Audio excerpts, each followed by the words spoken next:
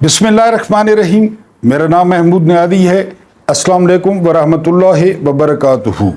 आज आप सब जानते हैं कि यौम आशूर है। इस्लामी तारीख में कभी ना भूलने वाला दिन 10 मुहर्रमुल हराम। मुझसे मेरे दोस्त अब्दुल्ला ने पूछा कि जो है वो कूफी किस तरह खामोश थे इस सारे वाक़े पे। तो मैंने उसे जवाब दिया कि कूफी इसी तरह खामोश थे जिस तरह आजकल गजा और रिफक की हालत पे खामोश हैं 57 मुसलमान ममालिक। इसी तरह उस वक्त कूफी जो है वो खामोश थे। तो बहरहाल अपने अपने दौर के कूफी होते हैं। आशूर के हवाले से आज अमीरुल मोमिनीन chief of army staff general Asif Munir साहब को एक बहुत पुराना वाक़या सुनाना है। चंद जान की ईमान पाते हुए गुजारिशात करनी है, ये हम एंड पे करेंगे। सबसे पहले कुछ आपको काले अकवाल सुनाऊंगा, यानी अगर आपने उन पे गौर किया तो आप इंजॉय करेंगे। इसके अलावा जो है वो डीजल और पेट्रोल को डिस्कस करेंगे और पाकिस्तान को एक लाश जो है फी लाश वो 50 लाख रुपए में पड़ने जा रही है। ये क्या मामला है, ये भी डिस्कस करेंगे। लेकिन सबसे पहले अपने मुआशरे को सामने रखते हुए आपको चंद जो है वो काले अकवाल सुनाऊंगा। पहला काला कौल है, जहां जितने मज़ार वहां उतनी फटकार। यानी ये दुनियादारी को ज़हन में रखना है। कुछ मज़ार तो ओरिजिनल है ना, लेकिन यहां अपना मुआशरा देख लें, जहां जितने मज़ार वहां उतनी फटकार। हमारी जमहूरियत ही नहीं, आमरीयत भी जाली और 2 नंबर होती है। जब ऊपर नाजायज कब्जा हो तो नीचे कब्जा ग्रुप ही जन्म लेते हैं। ऊपर आइन टूटे तो नीचे ट्रैफिक का इशारा लाजमी टूटता है। डॉट कनेक्टिंग करते आना है खुद। नजरिया जरूरत ने नजरिया पाकिस्तान को निगल लिया है। वो जस्टिस मुनीर वाला अभी भी देख लें। ढाका फॉल नहीं हुआ, अपने पैरों पर खड़ा हो गया। इशराफिया ही नहीं, अवाम भी बेहिस और बेगैरत हैं। नजरिया पाकिस्तान के रिश्तेदार तो बहुत हैं, लेकिन पाकिस्तानियों का कोई रिश्तेदार नहीं। मीनार पाकिस्तान मीनार मर्ग है, मौत का मीनार है, जिसे अवाम खुशी के लिए नहीं खुदकुशी के लिए इस्तेमाल करते हैं। हुक्मरान तबकात आतिश फिशां के दहाने पर बैठकर पिकनिक मना रहे हैं। जज, जर्नैल, जर्नलिस्ट, जागीरदार और उन सब का पालतू मुल्ला अवाम के लिए मौत का बोसा हैं, बोसे मर गए। मेरा मंशूर हुक्म अल्लाह का, कानून कुरान का, रास्ता रसूल का, पाकिस्तान सब पाकिस्तानियों का। इन सब में से ये काला का जो है वो कौल नहीं है। लोगों के साथ झूठ बोलते हैं। हम वो बदनसीब हैं जो मुसलसल खुद अपने साथ भी झूठ बोल रहे हैं। ये चंद काले अकवाल थे। अब आते हैं पेट्रोल और डीजल पर। आपको याद होगा मरियम औरंगजेब जो है वो कहा करती थी कि आधी रात को लोगों की पीठ में खंजर घोंप दिया गया पेट्रोल और डीजल की कीमतें बढ़ा के। आपको हैरान कुन बात बताऊं कि इस महीने में सिर्फ पेट्रोल और डीजल 17 रुपए फी लीटर बढ़ चुका है, और ये भी आधी रात को हुआ है। और सबसे अहम बात ये कि अब 1 लीटर पे जो लेवी और टैक्स है वो 100 रुपए से ज्यादा हो गया है। क्योंकि मैंने आपको पहले बताया कि 74 अरब रुपया रोज का खर्चा करना है, ये मजबूरी है। 74 अरब रुपया, तो फिर 74 अरब रुपया इकट्ठा भी करना है ना। अब आप देखें ना कि एक रिक्शे वाले ने रिक्शा लिया, सारा दिन धूप पे मारा फिरता, वो कहीं से सवारी उठाता, कहीं से चिंची वाला। अब वो पेट्रोल डलवाता है تو وہ یعنی 100 روپے سے زیادہ حکومت کو دیتا ہے کہ حکومت نے للے تللے پورے کرنے ہیں. آپ کو پتہ ہے فرزند زرداری امریکہ روانہ ہو چکا ہے کیونکہ وہ وہاں نئی انتظامیہ کی آمد ہے. تو یہ اپنے سیاسی باپوں کو پہلے اپنی سی وی پیش کرنے کے لیے، پہلے ان کو راضی کرنے کے لیے پہنچ گئے ہیں کہ جی مائی باپ ہمیں موقع دیں، ہم دیکھیں کس طرح آپ کے تلوے چاٹتے ہیں. تو یہ سارے پیسے کہاں سے پورے ہوں گے؟ ابھی قومی اسمبلی اور سینٹ کے ارکان کی مراد میں اضافہ کیا گیا ہے، ان کے ایئر واؤچرز میں اضافہ کیا گیا ہے. تو وہ چنگچی والا بھرے گا، وہ رکشے والا بھرے گا، وہ ویگن والا بھرے گا، اور وہ بھرے گا جو سارا دن دھوپ پہ ریڑھی لگاتا ہے. تو بہرحال یہ آپ کو بتانا تھا. اور پھر آپ کو پتہ ہے نا کہ پیٹرول اور ڈیزل مہنگا ہونے سے ساری چیزیں مہنگی ہو جاتی ہیں، لہٰذا انہوں نے رات کو پیٹرول اور ڈیزل وہ بڑھا دیا ہے. فی لاش 50 لاکھ روپے. یعنی دنیا میں ایک سٹینڈرڈ ہے کہ جب آپ 60 سال تک ہوتے ہیں، کہیں پہ 62 سال ہے، پورے لوگوں نے سوچ سمجھ کے وہ عمر رکھی ہے کہ جی اس کے بعد آپ ریٹائر ہو جائیں، کیونکہ آپ کے اعضاء، خاص کر آپ کا دماغ، آپ کا جسم اس طرح نہیں رہتا. اس کے بعد آپ عبادت کریں یا کوئی سیر شیر کریں یا بچوں کے ساتھ ٹائم گزاریں. یہ دنیا کا واحد ملک ہے جہاں پہ 17 اس وقت ایسے بڑے ادارے ہیں جن کے سربراہ ریٹائر لوگ ہیں. ان کا دل ہی نہیں بھرتا. یہ بات میں نے کیوں کہی؟ قاضی فائد عیسیٰ اپنی ٹیم پوری کرنے کے لیے 4 ایڈ ہاک اور ریٹائر جج لا رہے ہیں، اور فی جج آپ کو پڑے گا 50 لاکھ روپے میں. یہ لاشیں، یہ یعنی پہلے ریٹائر ہو چکے ہیں، پہلے والی پینشن، پہلے والا کمیوٹ، پہلے والی سہولتیں وہ ساری اپنی جگہ پہ ہیں. لیکن یہ گدھ، یہ قوم کا جو ہے گوشت نوچنے والے، اور یہ جج کون سے ہیں؟ ان میں طارق مسعود صاحب ہیں جنہوں نے ملٹری کورٹس کے حق میں فیصلہ دیا. اس میں ایک ایسے جج ہیں جنہوں نے قاضی فائد عیسیٰ کو ریفرنس سے بچایا. ایک جج ایسے ہیں مقبول باقر جنہوں نے سندھ میں MQM کو 15 سیٹیں دی، 0 سے 15 سیٹیں دی. یہ سارے 4 جج وہ ہیں. یا تو ہم کہتے نا کہ بڑے چن کے جو ہے وہ شاندار کیریئر والے اور دیانتدار قسم کے جج لائے جا رہے ہیں، لیکن آپ کو پتہ ہے قاضی فائد عیسیٰ ہر چیز اتار کے وہ ٹنگنی پہ ٹنگ چکے ہیں، اور وہ بالکل کھل کے میدان میں ڈانس کر رہے ہیں ننگا. اور وہ ان 2 ججوں نے تو خیر انکار کر دیا ہے کہ جی ہم نہیں بن سکتے یا ہم مصروف ہیں. 2 ججوں نے ابھی تک کوئی جواب نہیں دیا کہ آیا وہ اس قوم کا یہ مردار کھائیں گے، گدھ بنیں گے، اور لازمی بنیں گے کیونکہ قاضی فائد عیسیٰ کے دوست ہیں اور نون لیگ کے حامی ہیں. تو پھر آپ کو پتہ ہے وہ لازمی. بہرحال قاضی فائد عیسیٰ اپنی ٹیم پوری کرنے کے لیے، کیونکہ آگے PTI پر پابندی کا کیس آ رہا ہے، اس میں قاضی صاحب کو ہم خیال چاہیے. اس کے علاوہ 9 مئی آ رہا ہے، عمران خان کو فکس کرنے کے لیے ان کو ساتھی چاہیے.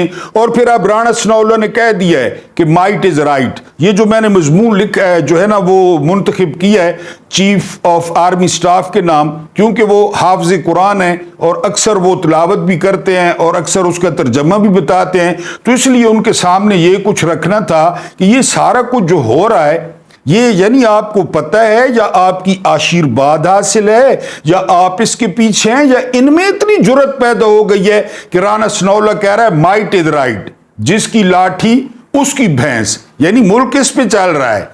اور پھر کہہ رہے ہیں کہ جی سرمایہ کاری ہے، ہم بیرون ملک پاکستانیوں کے پاسپورٹ بلاک کرنے جا رہے ہیں. کریں بلاک، اور اگر انہوں نے پیسے بلاک کر دیے نا بھیجنا، پھر آپ کو لگ پتہ جائے گا اگر 1 مہینے بھی ان کے پیسے نہ آئے تو. بہرحال یہ سارا تماشا جاری ہے. اب سپریم کورٹ میں کھلواڑ ہونے جا رہا ہے کیونکہ نہ حکومت سے جو خصوصی نشستیں ہیں خواتین والی وہ ہضم ہو رہی ہیں، نہ جو ہے وہ نظام سے ہو رہی ہیں. لہٰذا قاضی صاحب جو ہے وہ یہ فیصلہ کر رہے ہیں کہ اور بہانہ کیا بنایا گیا ہے کہ جی کیس بہت زیادہ پڑے ہیں اس لیے. لیکن جب قاضی صاحب بھٹو کا فضول کیس سن رہے تھے، جب فیض آباد دھرنے کا فضول کیس سن رہے تھے، اتنے دن بڑے بینچ بنا کے اس وقت ان کو یاد نہیں آیا. ابھی وہ پھر سرکاری پروٹوکول میں آ کے فیض آباد بیٹھ گئے ہیں. اب قاضی صاحب نے چوں ہی نہیں کی، ان کو سرکاری پروٹوکول مل رہا ہے، ان کو پروٹیکشن مل رہی ہے. پھر وہ کہتے ہیں کہ ہمیں چابی والا کھلونا نہ کہیں. یعنی وہ وہاں پہ بیٹھے ہیں، پرواہ نہیں ہے کسی کو، اور پھر حکومت کے ساتھ شیر و شکر ہیں، ادھر کہتے ہیں ہمارے ساتھ دھاندلی ہوئی ہے۔ بہرحال یہ یہاں پہ جو ملا ہیں وہ آپ کو پتہ ہے پاکستان میں وہ کیا کرتے رہے ہیں، کیا کرتے ہیں۔ بہرحال جی وہ فی لاش صدیق جان نے رپورٹ کیا ہے کہ 50 لاکھ میں پڑے گی، یعنی وہ جو جج وہ لاشیں ہی ہیں نا، اب وہ کیا کس کام کے، اور پھر آ کر جونیئر ججوں کے نیچے کام کریں گے، یعنی یہ تو ان سے جونیئر، وہ تو ریٹائر ہو گئے، وہ تو سینئر تھے، اب پھر جونیئر۔ لیکن آپ کو بتایا ہے عزت، غیرت، ناموس، کوئی کریڈیبلٹی، کوئی سٹیٹس نہیں، مال آنا چاہیے۔ رمزی کلارک بار بار یاد آتا ہے کہ ان کو ڈالر دو اور ان کی ماں خرید لو۔ بہرحال یہ قاضی فائد عیسیٰ اور یہ نظام کھلواڑ کرنے جا رہے ہیں، کریں بہرحال، پہلے کون سی کسر رہ گئی ہے۔ ابھی جس طرح میں نے کہا کہ یہ سارا کچھ ہو نہیں سکتا کہ چیف آف آرمی سٹاف کے نوٹس میں نہ ہو کہ یہ حکومت کس طرف ملک کو لے کے جا رہی ہے۔ انہوں نے تو پاکستان کی حفاظت کا حلف لیا ہوا ہے۔ میں خدا نخواستہ یہ نہیں کہتا کہ وہ مارشل لاء لگائیں، وہ کسی کو جیلوں میں ڈالیں، لیکن ایک صاحب مشورہ دیا جا سکتا ہے، پیغام بھجوایا جا سکتا ہے کہ ملک کو، میں ایک بھولا بسرا واقعہ جو ہے وہ سناؤں گا، شاید کہ تیرے دل میں اتر جائے میری بات، لیکن میں بار بار کہتا ہوں کہ جان کی ایمان پا کر، جان کی امان پا کر، ایمان نہیں امان پا کر، کیونکہ میں آپ کو پتہ ہے کمزور سا مسکین سے اور 2 ٹکے کا بندہ ہوں، یہ بڑے لوگ ہیں، لیکن مجھے ہے حکم اذاں لا الہ الا اللہ۔ ویڈیو تھوڑی لمبی ہوگی، آپ نے 2 حصوں میں دیکھ لینی ہے، لیکن انشاءاللہ آپ جو ہے اس کو جو ہے وہ کافی سارا، چونکہ یوم عاشور پہ یہ دیکھیں گے تو اس میں کافی سارا ہوگا۔ یا امیر المومنین، معاف کیجئے گا mister general chief of army staff, مجھ سے بھول ہو گئی ہے جو میں نے آپ کو امیر المومنین کہہ کر مخاطب کیا اور انجانے میں آپ کو مغربی جمہوریت سے نکال کر صحراؤں کی صدیوں پرانی خلافت میں دھکیل دیا، کیونکہ خلفاء کو کہا جاتا تھا نا، تو میں غلطی سے ان کو امیر المومنین کہہ بیٹھا۔ آپ امیر المومنین کہاں، آپ تو mister general chief of army staff ہیں۔ کاش ہمارا بھی کوئی امیر ہوتا، ہم بھی مومنین ہوتے تو ایسے حالات کا شکار تو نہ ہوتے جیسے حالات سے دوچار ہیں کہ بے شک جیسی قوم ہو ویسے ہی حاکم ان پر مسلط کر دیے جاتے ہیں۔ یا امیر المومنین، معاف کیجئے mister general chief of army staff, کہیں بہک جاؤں، بھٹک جاؤں تو برا نہ منائیے، کیونکہ میری عقل شیب ابی طالب میں قید ہے، میرے ہوش غار ہرا کے رستے میں ہیں، میرے حواس غار سور کی تپتی پتھریلی زمین پر سجدہ ریز ہیں، اور میری روح سے طائف کے آوارہ مزاج لوگوں کی سنگ زنی کے باعث لہو رس رہا ہے، اور اپنی آنکھیں در مصطفیٰ پر چھوڑ آیا ہوں۔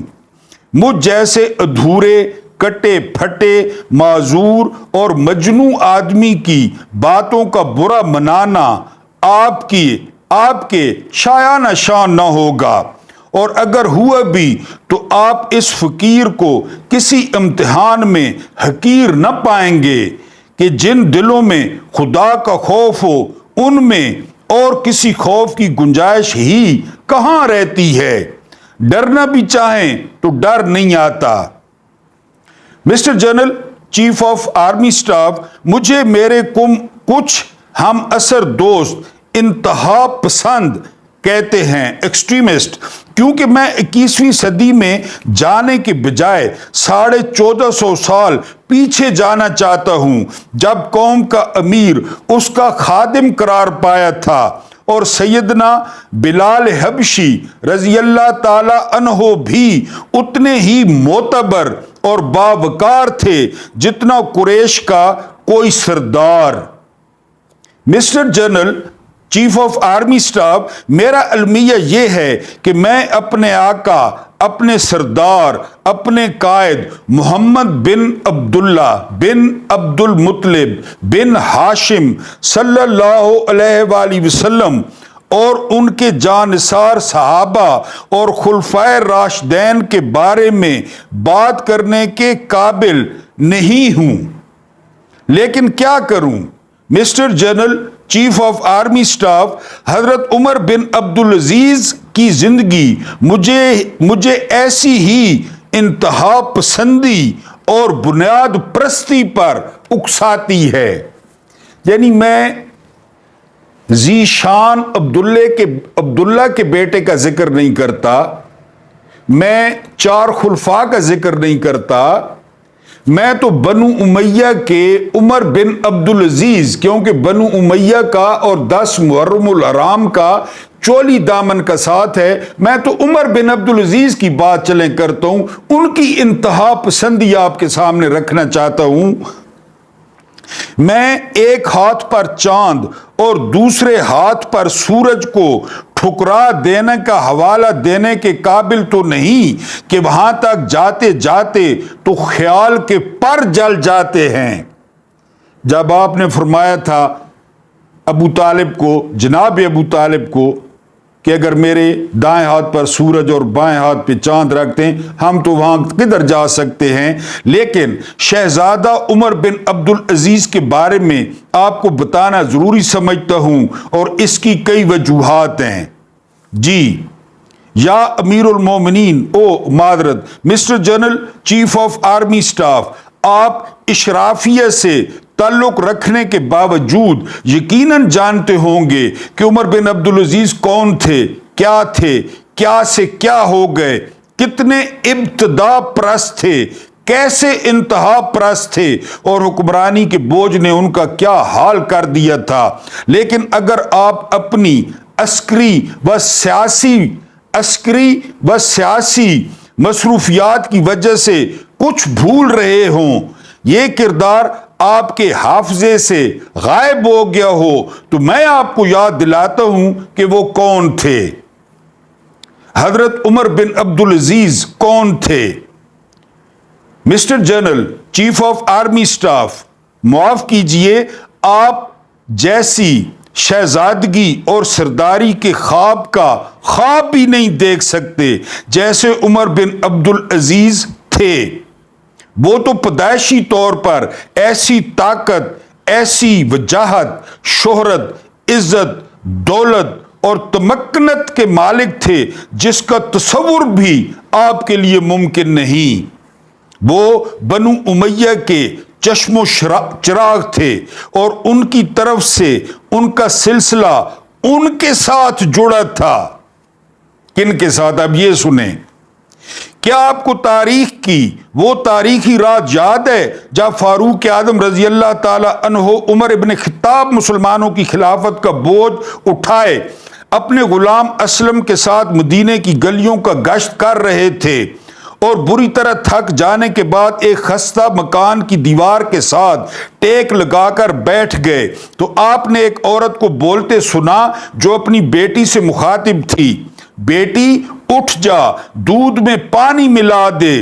ماں، کیا تو نے امیر المومنین عمر کا یہ حکم نہیں سنا کہ دودھ میں پانی نہ ملایا جائے؟ بیٹی نے جواب دیا، بیٹی لوگ پھر بھی ملاتے ہیں، تو بھی ملا دے۔ عمر یا اس کا نمائندہ، اس کا کوئی نمائندہ تو تجھے نہیں دیکھ رہا، اسے کیا معلوم؟ اگر عمر نہیں دیکھ رہا تو اللہ تو دیکھ رہا ہے۔ بخدا میں ان میں سے نہیں ہوں کہ بظاہر تو حکم مانوں اور تنہائی میں نافرمانی کروں۔ بیٹی نے اپنا فیصلہ سنا دیا۔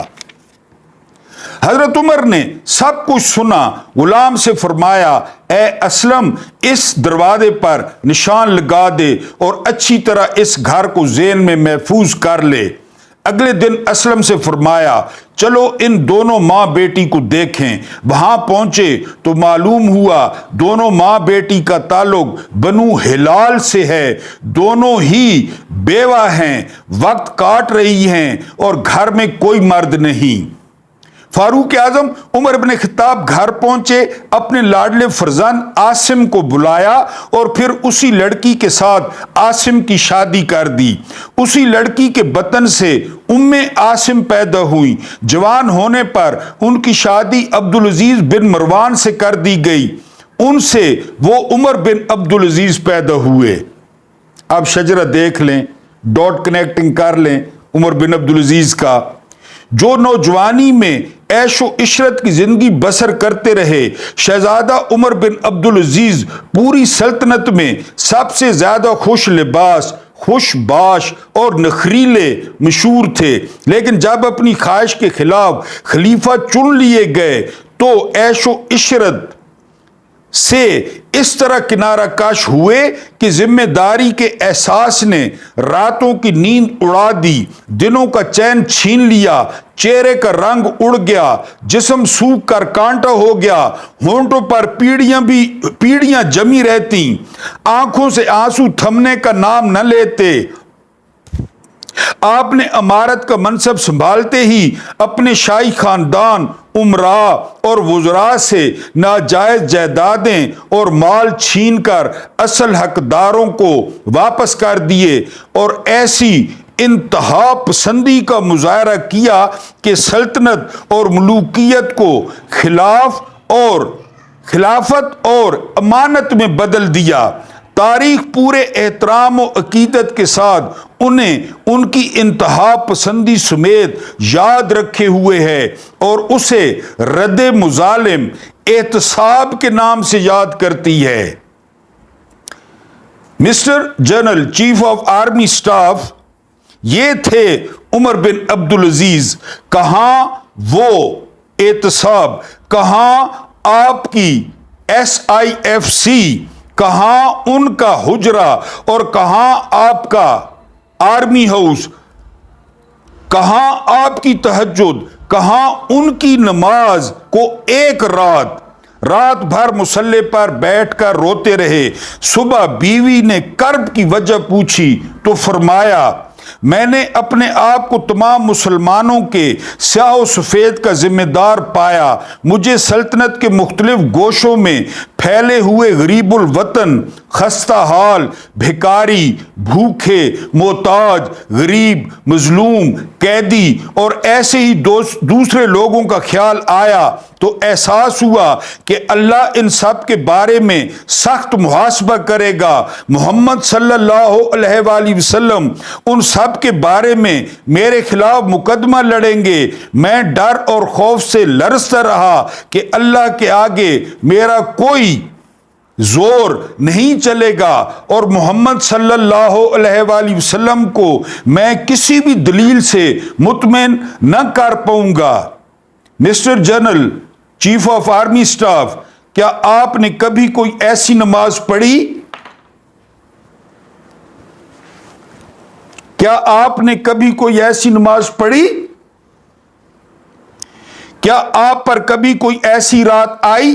क्या आप भी कभी इस तरह इन्हीं सवालों पर रोए, लर्जे और खौफ से कांपे?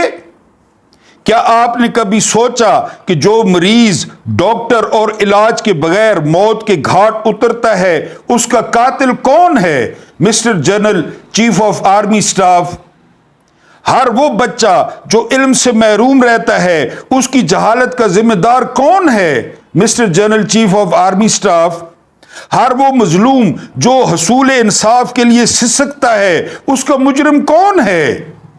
कसम है रब्बे काबा की, इन सब कातलों, जिम्मेदारों और मुजरमों को जानते हैं, लेकिन कसम उमर बिन अब्दुल अजीज के एहतसाब की कि आप एहतसाब में बुरी तरह नाकाम हैं। लेकिन याद रखिए mister general chief of army staff, याद रहे mister general chief of army staff, मेरा रब मुसब्बिबुल अस्बाब ही नहीं सबबुल एहतसाब भी है।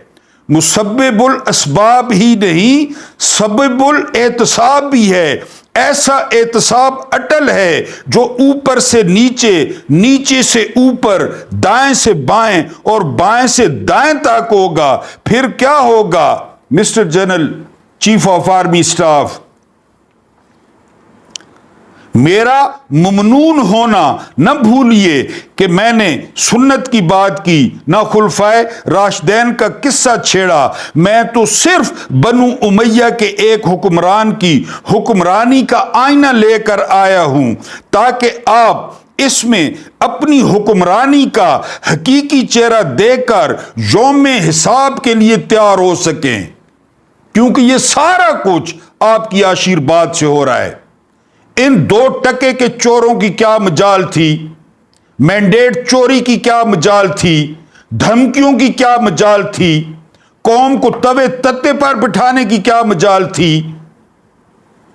یوم احتساب کی تیاری پکڑ سکیں۔ Mister general chief of army staff, بات ہو رہی تھی امیر المومنین حضرت عمر بن عبدالعزیز کی، جو کسی قبیلے کے سردار کے گھر نہیں، عبدالعزیز بن مروان کے گھر پیدا ہوئے، جو اس وقت مصر کے گورنر تھے۔ آپ کے دادا مروان بن حکم خلیفہ تھے، آپ کے چچا عبد الملک بن مروان بھی خلیفہ تھے، یعنی دنیاوی جاہ و جلال کے اعتبار سے وہ آج کے کسی بھی قبائلی سردار کے مقابلے میں کہیں زیادہ طاقتور اور محترم تھے۔ لیکن پھر کیا ہوا؟ مورخ لکھتا ہے، میں نے عمر بن عبدالعزیز کو مدینے میں دیکھا، آپ سب سے قیمتی لباس پہنتے تھے، سب سے نادر خوشبو استعمال کرتے تھے اور سب سے زیادہ اکڑ کر چلتے تھے، لیکن پھر خلافت کے بعد آپ کو دیکھا تو راہبوں جیسا حلیہ تھا۔ امیر المومنین بننا واقعی بہت مشکل ہے۔ امیر المومنین یعنی mister general chief of army staff تن من دھن غرضے کے سب کچھ قربان کر دینا پڑتا ہے، لیکن بہرحال آج کل مسلمانوں کے منتخب حکمرانوں پر ایسی کوئی پابندی نہیں، ان کے لیے خیر ہی خیر ہے، ان کے لیے خیر ہی خیر ہے۔ عقل نہ ہوئے تو موجیں ہی موجاں، نہ سوچو تو جی۔ ایک بوڑھے بدو نے کہا، خلیفہ بننے سے پہلے بڑا ہی نفیس لباس پہنتے اور آپ کا رنگ خوب دمکتا، پھر خلافت کے بعد ملا تو دیکھا کہ رنگ جل گیا ہے، سیاہ سا ہو گیا ہے، ہڈی سے چمڑا لگ گیا ہے، گویا ہڈی اور کھال کے درمیان گوشت ہے ہی نہیں۔ Mister general chief of army staff یہ ہوتا ہے منصب، لیکن ہمارے اسلامی جمہوریہ پاکستان میں تو منصب کا مطلب ہی کچھ اور ہے، اس کے حصول کا طریقہ بھی مختلف ہے۔ کیسے حاصل کرنا ہے؟ فارم 47 یہاں امارت پر جھپٹا جاتا ہے، جوڑ توڑ کیا جاتا ہے، لابنگ ہوتی ہے، جبکہ عمر بن عبدالعزیز جیسے لوگ اس سے گریز اور پرہیز کرتے دیکھے گئے کہ یہی فرق تو اصل فرق ہے، یہی فرق تو اصل فرق ہے۔ آپ کو عمر بن عبدالعزیز کی خلافت کا قصہ سناؤں۔ امی خلیفہ سلمان بن عبد الملک بستر مرگ پر تھا، عمر بن عبدالعزیز اور رجا عیادت کے لیے آئے تو اس نے رجا سے کہا، میرے بیٹے میرے سامنے میرے بچوں کو کپڑے پہنا کر لو۔ وہ شاہی لباس میں ملبوس بچوں کو لایا تو دیکھا بھاری قبائیں بچوں سے سنبھل نہیں پا رہی، بے ساختہ بولا سلمان بن عبد الملک، میرے بیٹے چھوٹے ہیں، وہ فلاں پا گیا جس کے بیٹے بڑے ہوں۔ اس پر عمر بن عبدالعزیز بولے، نہیں امیر المومنین، فلاں پا گیا وہ جس نے پاکیزگی اختیار کی۔ پھر سلمان نے کہا، رجا میرے سامنے میرے بیٹوں کو تلواریں پہنا۔ تلواریں حمائل کر دی گئیں، دیکھا وہ زمین کے ساتھ گھسٹ رہی ہیں، سرد آہ بھری، اور کہا میرے بیٹے گرما کی پیدائش ہیں اور بچے ہیں، فلاں پا گیا جس کے بچے موسم بہار کے ہیں۔ عمر نے پھر تصحیح کی، سلمان نے کچھ دیر سوچا اور بڑبڑایا، میں اپنا ایسا جانشین چھوڑوں گا کہ شیطان کو ہرگز کوئی راہ نہ ملے گی۔ खलीफा सुलेमान बिन अब्दुल मलिक की तकलीफ जब हद से बढ़ गई तो उसने एक दस्तावीज खुद अपने हाथों से लिखी जिसमें उमर बिन अब्दुल अजीज को खलीफा मुकर्रर किया और अपने मोतमिद के सिवा किसी को हवा तक न लगने दी। सुलेमान जानता था कि उमर बिन अब्दुल अजीज मनसब गुरेज शख्स है, क्योंकि मनसब का मतलब जानता है। सुलेमान को पता था अगर ऐलान कर दिया गया तो उमर बिन अब्दुल अजीज इनकार कर देगा, उसे पता है मनसब क्या होता है। खलीफा सुलेमान अपने रब से जा मिला। खिलाफत की खबर उमर बिन अब्दुल अजीज पर बिजली बनकर गिरी। सुलेमान की तदफीन से फारिग हुए तो घोड़ों, ऊंटों और खच्चरों की कतारें देखी। हर जानवर सोने चांदी के जेवरात से सजा सजाया था और हर एक पर एक साइज था। पूछा ये सब क्या है? अर्ज किया गया खिलाफत का प्रोटोकॉल और सवारियां। आपने कहा मुझे इनसे क्या गर्ज, इन्हें दूर ले जाओ, मेरे लिए मेरा जाती घोड़ा काफी है। मुहाफिज दस्तों ने घेरा तो फरमाया मुझे तुमसे क्या काम, मैं भी तो मुसलमानों में से एक मुसलमान ही हूं, मैंने किसी का क्या बिगाड़ा है। अर्ज किया गया कसरे खिलाफत में चलिए।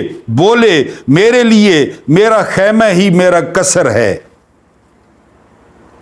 यूं जो बादशाह था बादशाह बनते ही फकीर हो गया, क्योंकि वो अमीरुल मोमिनीन था। Mister general chief of army staff, हमारे यहां जो हक नहीं इस्तेहकाक कहलाता है, जो इनका हक भी नहीं है उसको भी ये अपना इस्तेहकाक कहते हैं जी। फिर मस्जिद में तशरीफ ले गए। लोग जोक दर जोक इकट्ठे हो गए। फरमाया ए लोगो, बगैर मेरे मशवरे के खिलाफत मेरे गले में डाल दी गई है। मुझे इसकी कोई आरजू न थी, न मुसलमानों से मशवरा लिया गया है। मैंने आप लोगों की बैत को उतार फेंका है। अब आप लोगों को इख्तियार है, जिसे चाहो चुन लो।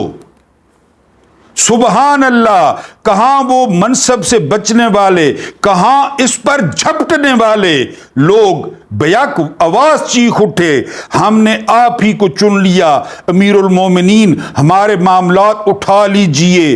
बेबसी से आसमान की तरफ देखा।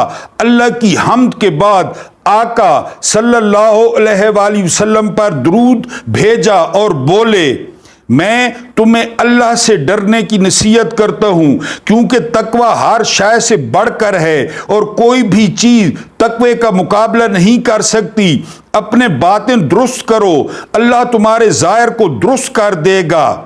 मौत को कसरत से याद करो, क्योंकि वो लज्जतों को तोड़ देने वाली है। बखुदा मैं किसी को ना हक न दूंगा और किसी से किसी का हक नहीं रोकूंगा। ऐ लोगो, मुझसे पहले ऐसे हाकिम आए कि तुम उनके इल्ताफ को हासिल करते थे, उनकी कुर्बत दोस्ती हासिल करते थे कि उनके जुल्म से बचे रहो। सुनो, किसी ऐसे इंसान की अताअत तुम पर वाजिब नहीं जो अल्लाह के रास्ते पर ना हो।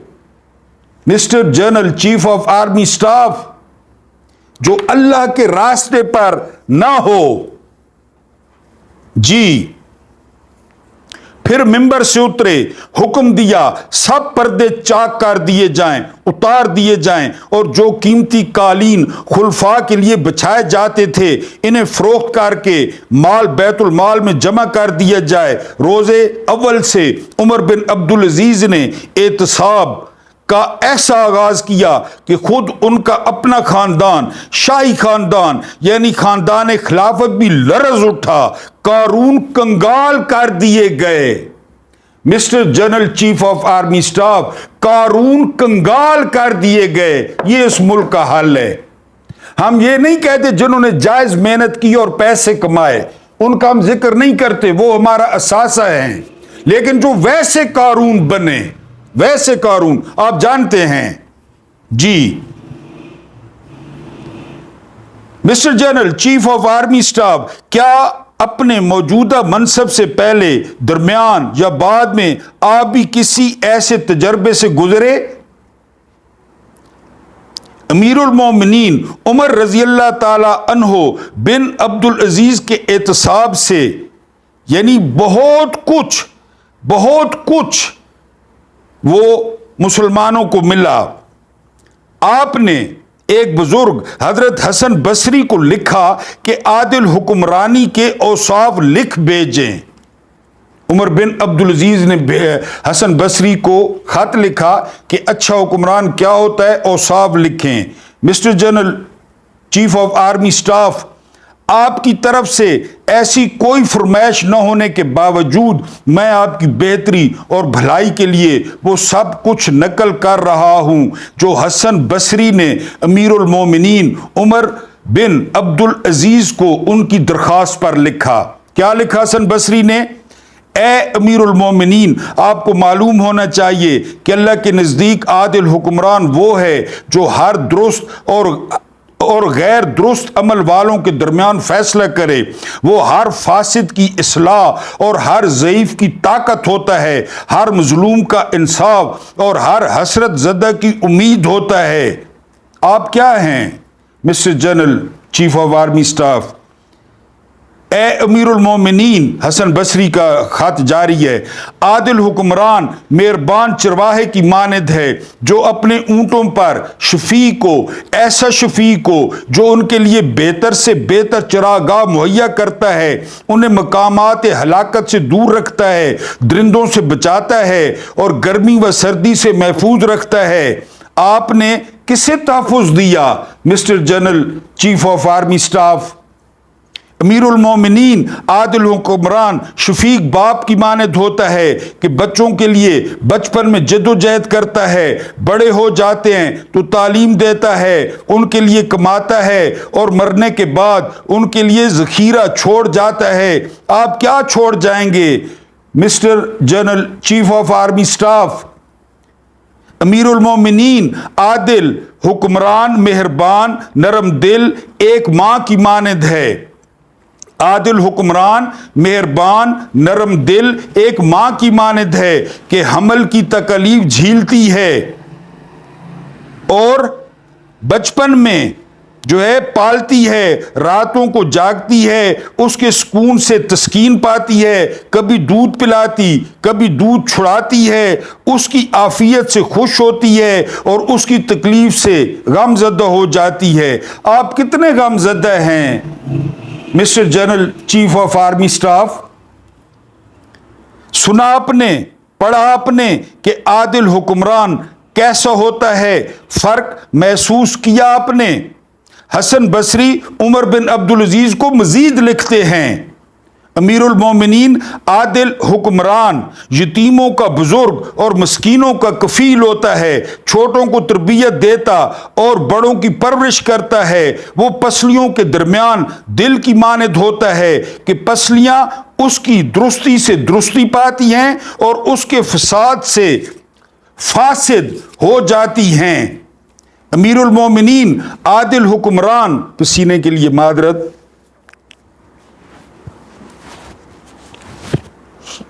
امیر المومنین عادل حکمران اللہ اور اس کے بندوں کے درمیان رابطہ ہوتا ہے. وہ اللہ کا کلام سنتا اور انہیں سناتا ہے، اللہ کی طرف دیکھتا اور انہیں دکھاتا ہے. امیر المومنین آپ اس ملکیت خداوندی میں اس غلام کی مانند نہ ہو جائیے جسے اس کے آقا نے امین سمجھ کر اپنے مال و عیال کا محافظ بنایا تو اس نے مال کو اڑا دیا اور اس کی اولاد کو تتر بتر کر دیا، فقیر و محتاج بنا دیا. امیر المومنین موت اور ما بعد الموت کو یاد کیا کیجئے اور دیکھیے کہ اس وقت آپ کا کوئی مددگار نہ ہوگا. امیر المومنین آپ کو معلوم ہونا چاہیے، یہ حسن بصری کا خط جاری ہے، کہ اس گھر کے علاوہ آپ کا ایک دوسرا گھر بھی ہے جہاں آپ کو زیادہ قیام کرنا ہے. دوست واپس آ جائیں گے اور آپ کو ایک گڑھے میں تنہا چھوڑ آئیں گے، لہذا آپ اس دن کا سامان کیجئے جس دن انسان اپنے بھائی سے، ماں باپ بیوی اور بچوں سے بھاگے گا.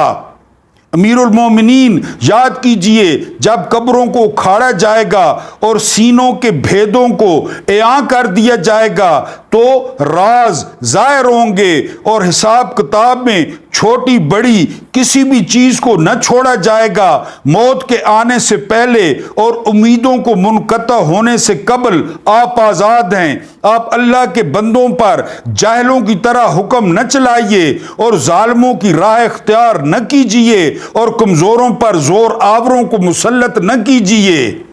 امیر المومنین، آج جو طاقت آپ کو حاصل ہے اس کی طرف نہ دیکھیے، کل کی طاقت کو دیکھیے جب آپ موت کے بندھن میں مقید ہوں گے اور انبیاء و مرسلین و ملائکہ کے مجمع میں اللہ کے سامنے کھڑے ہوں گے۔ امیر المومنین، میں اگرچہ اپنے واعظ سے وہ نصیحت نہیں کر سکا جو مجھ سے بیشتر دانا لوگ کر چکے ہیں، لیکن میں نے نصیحت میں کسر نہیں اٹھا رکھی۔ آپ میرے اس خط کو اس مہربان ڈاکٹر کی طرح سمجھیے جو کڑوی دوائیں تو پلاتا ہے مگر عافیت و صحت کی توقع کے ساتھ۔ یہ حسن بصری کا خط تھا۔ Mister general, chief of army staff, آپ حسن بصری کے اس خط کو بار بار پڑھیے، اس کی ایک ایک سطر پر غور کیجئے اور اس خط کی روشنی میں اپنی کارکردگی کا جائزہ لیجئے۔ اس دوران میں آپ کو عمر بن عبدالعزیز کے اعتصاب کے بارے میں کچھ اور سناؤں گا۔ Mister general, chief of army staff, حضرت عمر بن عبدالعزیز نے اپنی جائیدادیں اور اثاثے عوام کو لوٹا دینے کے بعد اپنے ہاتھ کی بیش قیمت انگوٹھی کی طرف دیکھا اور کہا، یہ انگوٹھی مجھے ولید بن عبد الملک نے بغیر کسی حق کے سرزمین مغرب کے مال غنیمت سے دی تھی، حالانکہ اس پر میرا کوئی حق نہ تھا۔ انگوٹھی اتاری اور خزانے میں جمع کرا دی۔ مسجد میں اپنی ذاتی، آبائی، خاندانی اور قانونی جاگیروں سے دستبرداری کے ساتھ اعتصاب کا آغاز کیا کہ عمر بن عبدالعزیز ملکیت کے معنی جانتے تھے، حساب کتاب اور اعتصاب سے آگاہ تھے۔ حساب کتاب اگلا اور اعتصاب آگاہ تھے۔ پھر آپ اپنی شریک حیات فاطمہ بنت عبد الملک بن مروان کے پاس گئے۔ ان کے باپ نے انہیں ایک ہیرا عطا کیا تھا جو دنیا میں اپنی مثال آپ تھا۔ بیوی سے کہا، یہ ہیرا بیت المال میں دے دے یا مجھ سے جدائی اختیار کر لے، کیونکہ میں یہ پسند نہیں کرتا کہ یہ اور میں ایک گھر میں ہوں۔ شریک حیات نے خوشی کے ساتھ سر تسلیم خم کر لیا۔ دنیا کی سب سے طاقتور عورت، سب سے طاقتور دنیاوی طور پہ، 4 بھائی خلیفہ، باپ خلیفہ یا بادشاہ، دادا خلیفہ یا بادشاہ، شوہر خلیفہ، شوہر عمر بن عبدالعزیز، دنیا کی سب سے طاقتور عورت فاطمہ دنیاوی طور پہ۔ یہ ہوتا ہے mister general, chief of army staff, یہ ہوتا ہے اعتصاب اور خود اعتصابی، اور اسے کرنے والے بھی ایسے ہی ہو سکتے ہیں جیسے امیر المومنین عمر بن عبدالعزیز تھے۔ اعتصاب کا ایسا آغاز دیکھا تو عوام الناس جوگ در جوگ اعتصاب کے فتنے میں آنے لگے۔ جو بھی ظلم ہوتا عمر اس کا تدارک کرتے، خواہ زد کسی اپنے پر پڑتی یا کسی اور پر، حتیٰ کہ آپ نے اپنے خاندان بنو مروان سے وہ تمام مال واپس لے لیا جن پر وہ اپنا قانونی اور آبائی حق سمجھتے تھے۔ آپ اعتصاب کی لمبی چوڑی بحث کے بغیر ہی کر دیا کرتے تھے۔ اعتصاب لمبی چوڑی، آج تاریخ، کل تاریخ، استثناء حاصل ہے، 2 ہفتے کی تاریخ، وکیل نہیں ہے، نہ فوری کر دیتے تھے۔ فوری طور پہ اعتصاب کر دیتے تھے۔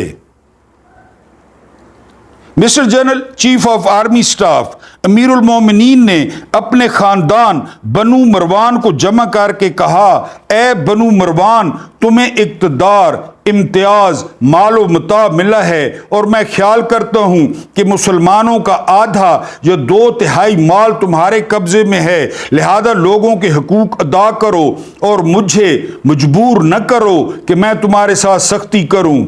Mister general chief of army staff, आपको इस हुकूमत में किसी खाइन और गासिब के खिलाफ सबूत नहीं मिल रहे?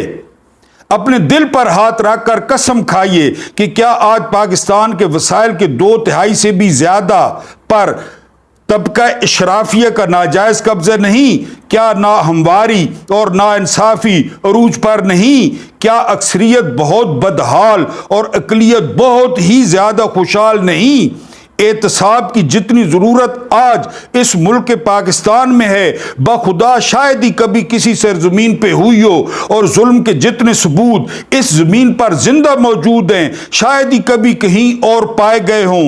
इसके बावजूद एहतसाब का कुल्हाड़ा, कुंद और रफ्तार सुस्त तरीन है। ये एहतसाब नहीं, एहतसाब से इज्तनाब है। ये रद्द मजालिम नहीं, मजालिम की नई किस्म है कि हर वो शख्स जो जेल से हो आता है अपने खून आलूद हाथ उठाकर दावा करता है, देखो मेरे हाथ साफ हैं, मैं सुरखरू हो गया।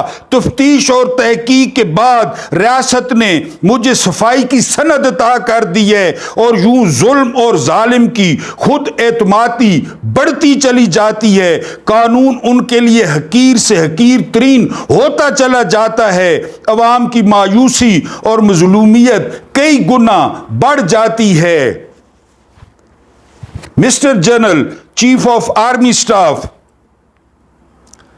मुर्रिखीन इस बात पर मुतफिक हैं कि जब अमीरुल मोमिनीन ने अपने अजीज़ो अकारिब से उनके वजीफे रोक लिए, उनकी कानूनी जागीरें कब्जे में ले ली, तो वो सब इकट्ठे होकर आपकी फुफ्फी उम्मे उमर के पास शिकायत लेकर गए। आपने उमर बिन अब्दुल अजीज से इस ज्यादती का तज़किरा किया और उनका जवाब सुनकर बनु उमैया से कहा, उमर बिन खिताब के खानदान में शादी करने का मजा चखो। अल्लाह अल्लाह, ये थे सचमुच के खानदानी, हकीकी नसब हसब नसब वाले, एहतसाब करना भी जानते थे और रद्द मजालिम भी। बनु उमैया ने जनाब उमर के इक़दामात एहतसाब पर बड़ी चीखो पुकार की और वावेला करते हुए उमर बिन वलीद बिन अब्दुल मलिक के पास जा पहुंचे, जो खानदान में सबसे बुजुर्ग थे। उन्होंने बजरिया खत सरजनिश की तो अमीरुल मोमिनीन ने मुंह तोड़ जवाब देकर उनका मुंह बंद कर दिया। अमीरुल मोमिनीन हजरत उमर बिन अब्दुल अजीज की रविश से बनु उमैया बुरी तरह जो है वो पिचक गए, तंग आ गए, कुछ और न कर सके तो साजिश पर उतर आए और आपको जहर दिलवा दिया। जब मरने का वक्त करीब आया तो मुसलमा बिन अब्दुल मलिक हाजिर खिदमत हुए और अर्ज की, अमीरुल मोमिनीन, आपने अपनी औलाद को माल से बिल्कुल ही दूर रखा, आप इन्हें फकीर छोड़े जा रहे हैं। अगर मुझे वसीयत करें तो इंशाअल्लाह उनके लिए काफी कुछ बंदोबस्त हो जाएगा। मरने के करीब थे, अगर आप वसीयत करें तो। फरमाया, मुझे बिठा दो। लोगों ने सहारा देकर बिठा दिया। फिर कहा, मेरी औलाद में से 2 किस्म के आदमी पैदा होंगे, एक वो जो अल्लाह से डरे तो अल्लाह उनके लिए आसानी पैदा करेगा और बहुत रिज्क देगा, और दूसरे वो जो जुल्म सितम की राह अख्तियार करेंगे, तो मैं सबसे पहले खुदाई नाफरमानी पर क्यों माल के साथ उनकी मदद करूं। फिर फरमाया, मेरे बेटों को बुलाओ। जब वो आ गए तो आप उन्हें गौर से देखते रहे, हत्ता कि आंखें आंसुओं से भर गई, जहर मिल चुका था। भराई हुई आवाज में बोले, मेरी जान इन नौजवानों पर कुर्बान जिन्हें मैं बेज़र छोड़े जा रहा हूं, फकीर छोड़े जा रहा हूं। बेटो, मैंने तुम्हें अल्लाह के हवाले किया। तुम जब भी किसी मुस्लिम के पास से गुजरोगे उस पर इंशाल्लाह तुम्हारा ही हक होगा। बेटो, मैंने अपनी राय बदल दी कि तुम्हें मालदार छोड़कर मरूं और जहन्नम में चला जाऊं।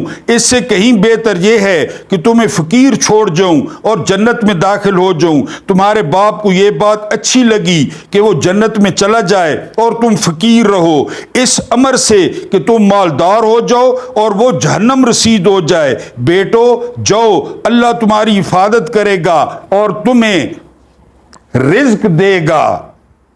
Mister general, chief of army staff, सच्ची बात यह है कि अमारत हो या सदारत, काम वसीयत करने वाले को जेब नहीं देती। इससे मुख्तलिफ जिंदगी बसर करने वाले मुसलमानों का अमीर हो ही नहीं सकता कि मेरे आका मोहम्मद सल्लल्लाहु अलैहि वसल्लम से लेकर खुलफाए राशिदैन तक रमूज सल्तनत और जहां बानी उनसे बेहतर कौन जान सकता है। उनके नक्शे कदम पर चलना तो हम जैसे आमियों और मुफलसों का काम नहीं, लेकिन हजरत उमर बिन अब्दुल अजीज तो एक काबिल हसूल हदफ हैं कि उनका ताल्लुक शाही खानदान से था। जवानी ऐशो इशरत में बसर की, लेकिन सरबराही का बोझ पड़ते ही सर झुका दिया और जिंदगी की हर सांस अल्लाह और उसकी मखलूक के लिए वक्फ कर देने के बाद भी रातों को गिरिया करते रहे। एक एक सांस सजदे में गुजर गई और ऐसे कि उसका तसव्वुर करते ही हर गुनाहगार का सजदा सहम जाए। अपना मुआजना अमीरुल मोमिनीन उमर बिन अब्दुल अजीज से कीजिए। Mister general, chief of army staff, अपने एहतसाब को एक पलड़े में और उमर बिन अब्दुल अजीज के एहतसाब को दूसरे पलड़े में रखिए।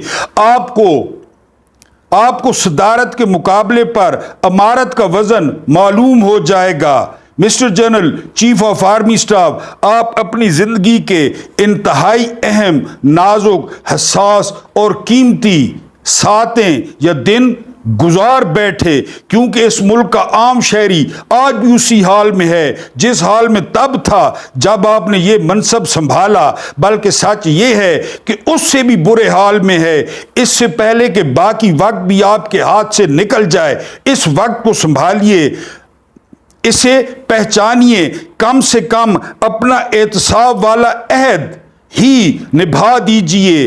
अपने ज़ादे राह में इजाफा कर लीजिए कि मुसलमान हुक्मरान का सजदा हर उस अमल का तकादा करता है जिसे अमीरुल मोमिनीन उमर बिन अब्दुल अजीज ने इख्तियार किया, वरना हर सजदा अधूरा है।